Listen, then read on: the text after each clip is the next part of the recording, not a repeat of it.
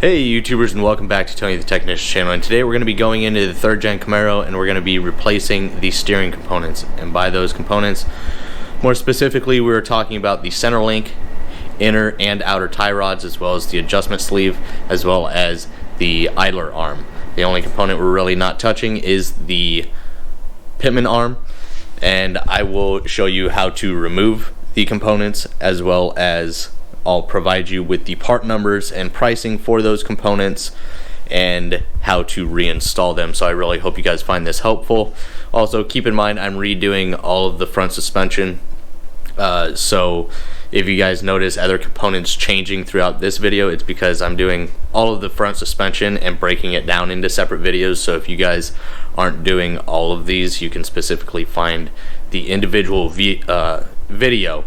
So if you're just doing steering components, you can watch this video. If you're doing A-arms, I'll have a video for that. Coilovers, caster camber plates, anything like that, I'll have a video for each specific replacement of those parts. So I hope you guys find any of those videos helpful. If you guys do, please make sure to hit that thumbs up. Leave a comment down below of your guys' thoughts, or if I forget to mention anything, I'll try to provide you with as much information as possible. So I really hope you guys enjoy. And if you guys haven't subscribed, please consider subscribing. Let's go ahead and get into this. So to start with removing the steering components that we're going to be replacing, which are the inner and outer tie rods, the adjustment sleeve, the center link, and the idler arm, we're going to start with removing the outer tie rod from the steering knuckle here. So we'll be separating that on both sides. We're going to leave it connected to the center link because we're going to drop it all as one unit. We are going to be replacing the idler arm, which is on the passenger side, which just bolts to the side of the frame right here, as you can see, and you have access to the fasteners through this portion here. So we'll be replacing that. So we'll be separating ball joint here, removing the idler arm from the frame, and then the ball joint on the driver's side as well, on the outer tie rod. And then if you can see it, this is the pitman arm, which is connected to the steering box. We will be separating the ball joint at that location as well. And then the entire center link with the tie rods and idler arm will all drop as one unit. That way we can set up our new steering components at the same length, the inner and outer tie rod specifically, so we can set them at the same length and get as close as possible. Everything will still need an alignment after we are done with all of the suspension work, but it will keep it as close as to what it was previously. So let's go ahead and get started. I have here my new KD tools, or gear wrench pickle fork set. This is the indexing one, so it's pretty universal, which is really nice. And then you have 2 attachments here, and you can rent these, not this specific set, but a set similar at any auto parts store. So you have an attachment here that you can manually hit it with a hammer, or you have an attachment here to run it on an air hammer. We'll just use a hammer and separate the ball joints. If you're for any reason reusing your ball joints, you would not want to use a pickle fork. You would want to use a ball joint separator, but this way I'm not worried about destroying the ball joints because we're replacing everything. So we're going to go ahead and get everything separated, but this is what we'll be using to do so. Okay, so first up, we're going to remove the cotter pin.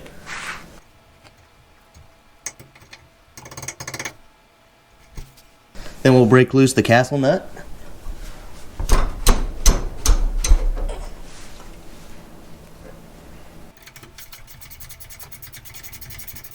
And some people will recommend leaving the castle nut on top so it does not fall completely. And a lot of people will just go ahead and give the castle nut a smack to see if it'll break it loose. We're just going to go ahead and insert our pickle fork. So now that is separated, and the castle nut kind of caught the tie rod from falling. There she is. Now we'll go ahead and do the exact same thing on the other side. Then we'll start by removing the idler arm and the ball joint at the pitman arm.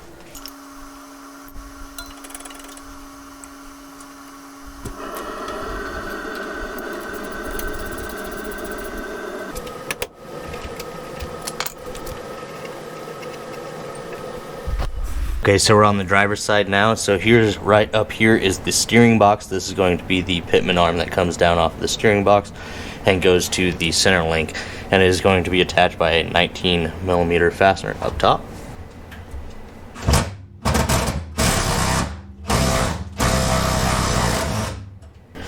So once you have that removed, now we're going to use the pickle fork to go ahead and separate it as well. So I just went ahead and separated it with the pickle fork the same way I did the outer tie rods.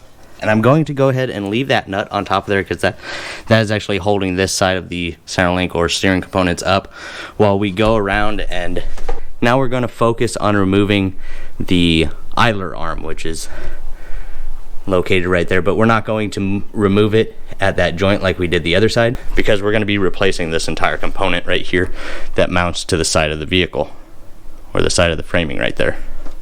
Sorry for the angle. So here are the two fasteners that we're going to be removing right here,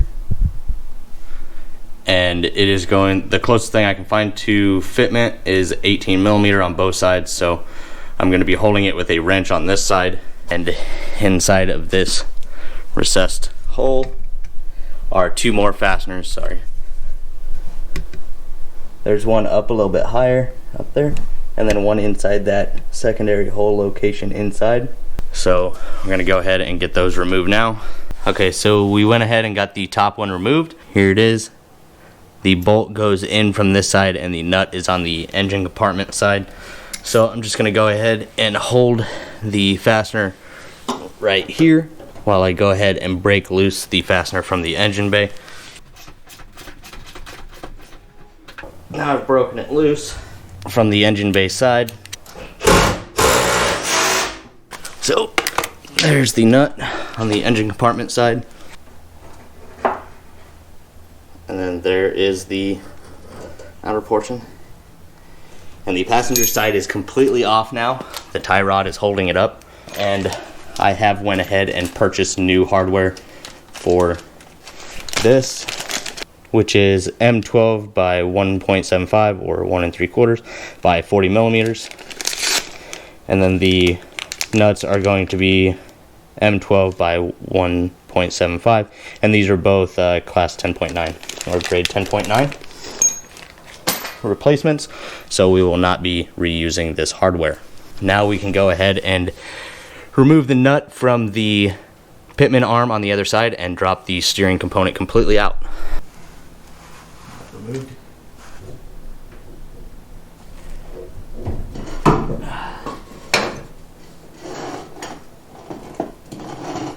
So that is it as far as the steering components, and this way I am able to make sure that all of my new components are the same geometry as what we have here, and then I can get the inner and outer tie rods adjusted as close as possible before reinstalling the components back in the car.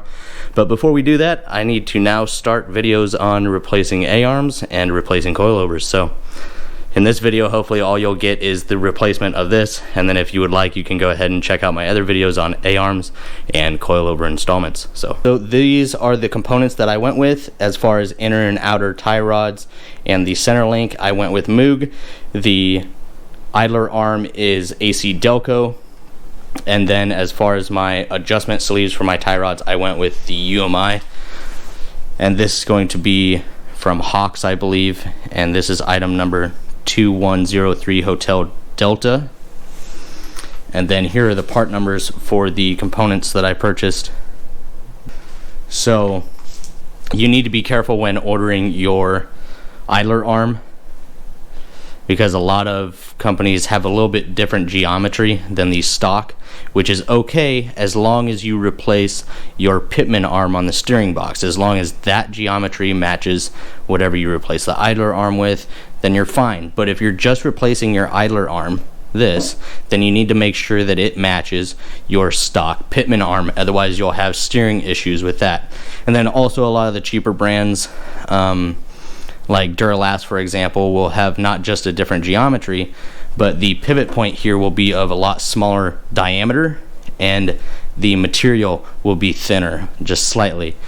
So I'm glad I went with the AC Delco that almost replicates, it is the same geometry, and it almost replicates the thickness and this joint here, because the Duralast one is a much smaller diameter. So I am glad I went this route. And all the Moog and AC Delco, they all include their hardware and are all made in the USA, so I think that's a good route. So just keep in mind that with the idler arm, not all of them work, and supposedly the Moog version of the idler arm is the wrong geometry. So I did decide to go with the AC Delco. And another thing to keep in mind is when you're mounting your idler arm, something you want to do before removing this stuff is to make a mark around your idler arm, your existing one. I have already painted my engine bay with this stuff installed, so when I removed this, there was a clear outline of where this was mounted. So I will mount this in the exact same location, which will make it easier. And then I will make sure and measure the height of my pitman arm and the height of my idler arm to make sure they're at the same height, so that they're not binding. If one's mounted higher than the other or lower than the other, then you may have binding issues with them when you go to steer. So those are things that you need to be aware of when installing them. But now I'm going to measure the length of my inner and outer tie rods, the overall length. I'll get the new ones put together with the UMI adjustment sleeves, and then we'll get it all mounted together and get it ready to be put back in the car.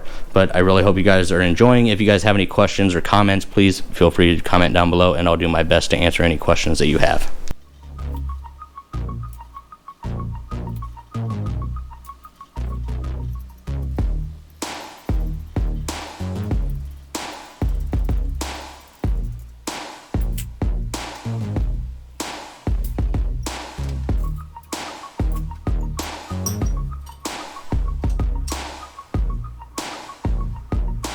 So I have all of the components put together as far as the inner and outer tie rods with the adjustment sleeve, and those will be torqued to 168 inch-pounds. And then as far as the outer ball joints, when you connect that to the steering knuckle over here, that will be 35 foot-pounds. Basically everything is going to be 35 foot-pounds, connecting the outer tie rods to the steering knuckles, the inner tie rods to the intermediate or center link. Same thing on that side, 35, 35, 35. The idler arm to the center link is 35 foot-pounds, and then the idler arm mounted to the frame, these two bolts up here, will be 50 foot-pounds, and then the pitman arm that comes down off the steering box and connects to the intermediate is 40 foot-pounds. Not sure why that one is labeled as 5 more foot-pounds than everything else, but that's what it is. So I have all the Zerk fittings installed, and these products do come pre-lubricated, plenty of grease in all of these. I will still top them off once we get them installed, unless grease is already overflowing. And then there are castle nuts for everything. They do include other hardware as well, or extra hardware. This is for if you don't have the threaded portion with the hole for the castle nut. They do have different brands come with different threaded portions, so you may need this, you may not. I'm running the castle nut, so no need to run that. And so I'm just going to go ahead and get it put together. And then as far as the center link, you will be provided with 2 of these foam rings. You'll just simply slide over that before you go ahead and install it.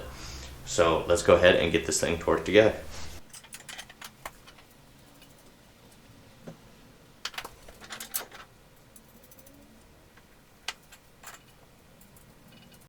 And these castle nuts are going to be an 11/16. Could differ. I know some people say they are 16, some of them are 18. These are the best fitment, as far as the ones I've received, are 11/16.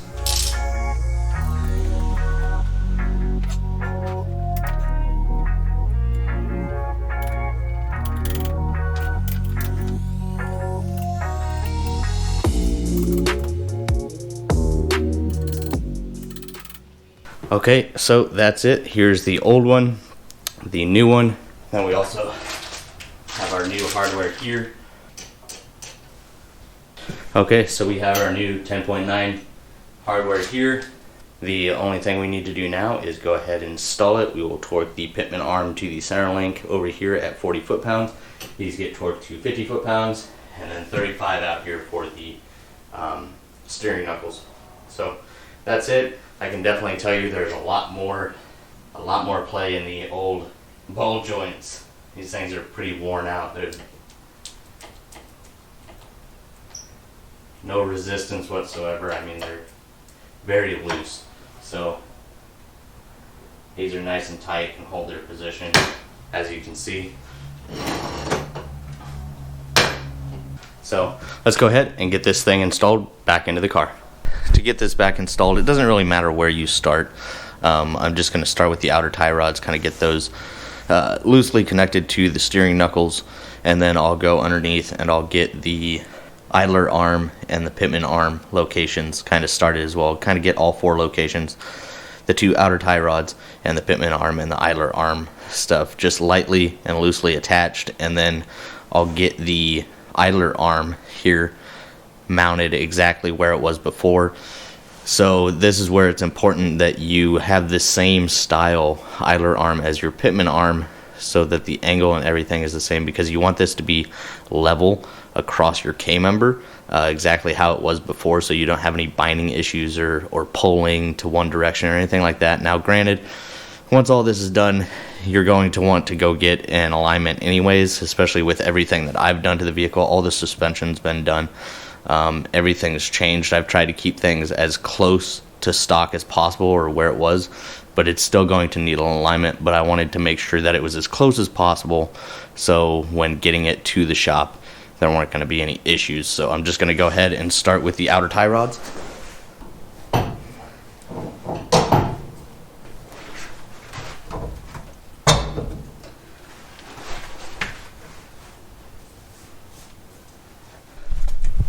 That you could see that, but we did get the pitman arm lightly attached as well. And then we'll go over and do the idler arm, which, if you can see inside of here, is already located in the general area of where we're going to mount it. So here you can see where the idler arm used to be mounted. We're going to locate that exactly where the old one was by simply keeping the top of this flush with where the paint mark is. If you didn't paint yours like I did, then you can simply, before removing this, make your paint marks around your idler arm to make sure that you located it in the same area as before. We will simply just be using our new hardware. We'll be passing the bolts through this side, and the nuts will be on the other side. So we'll go ahead and get that started now. So at this point we have the both tie rod ends connected. The idler arm, which sits right up in this location, that's where the 2 bolts go. It's extremely hard to see from this angle, but one is up top, one is right here. They pass through to this location. As you can see down there, I have it set up in the same location. Nothing's tightened, it's all just kind of mounted up. And then the pitman arm is located right down there. That's attached. And same thing with this outer tie rod. And so now it's all set, and the only thing left to do now is to tighten everything down, torque to spec. I will throw up a picture of the torque specs that I've found for these fasteners. And then don't forget your cotter pins, and to go ahead and grease all of your ball joints. I'm still waiting on it. I gotta pick it up tomorrow. I'll be using the Lucas heavy duty grease for this, and then all of my new poly bushings will receive the Super Lube synthetic grease for all of that. So that's it as far as the steering component install. The main important thing is to just make sure that you've kept everything as close to stock as possible. Your tie rod inner and outer lengths, or the overall length, making sure that this is going to be the same angle as before. I've still got to do a little bit of work. It's got to be raised up a little bit on this side, like so. in order to make sure that this is flush with the K-member, and there's going to be no binding. So you need to make sure that the height of your idler arm and the height of your pitman arm are equal. And I can't do that right now because my car is up on jack stands on all four corners, and my driver's side is actually a little bit higher. So that is going to need some tweaking. But other than that, it's just simply torquing everything back down, installing your cotter pins, and making sure it is lubricated properly. And that is it as far as the steering component install. If you guys have any questions, comments, concerns, or anything like that, please feel free to drop a comment down in the comments section, and I will do my best to answer anything that you guys have. But other than that, I hope you guys enjoyed. If you guys did, please make sure to hit that thumbs up, leave a comment down below, and also stay tuned for the install of the tubular A-arms, coilovers, caster camber plates, and all of the other suspension components I've installed so far. So, see you guys next time.